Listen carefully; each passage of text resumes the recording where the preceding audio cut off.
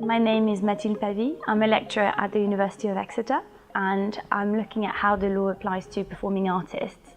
And when we're talking about the law applicable to performing artists, we're looking at intellectual property law mainly. And when we're talking about better protection, we're thinking about two things really. We're thinking in terms of remuneration. How can we make sure that performing artists get remunerated for their work?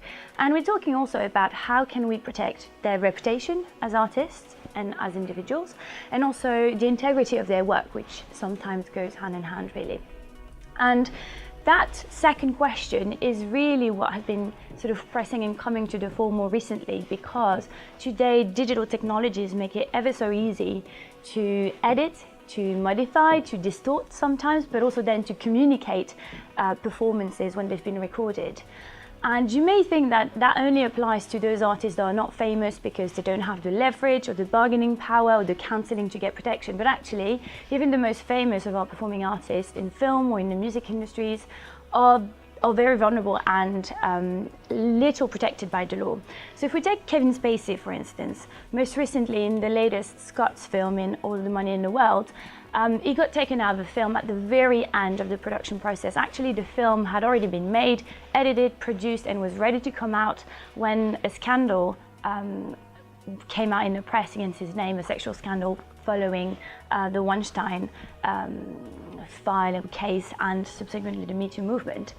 And he got taken out of the film. At the time, because the director only had 7 days, there really was a question of how that was going to happen. And one of the very likely options that all commentators were going on about was the fact that actually his body might have stayed in the film and that another actor's face could have been digitally added to his body. So how strange would that be? You're going into a cinema and it is suddenly not your face that is on your body, but it's somebody else's. And to address this issue, there isn't much in terms of recourse, or there isn't much that a performer could do as the law stands today. In some countries like the UK or France, you might be able to get some damages, some form of compensation, but the law on this area is really unclear.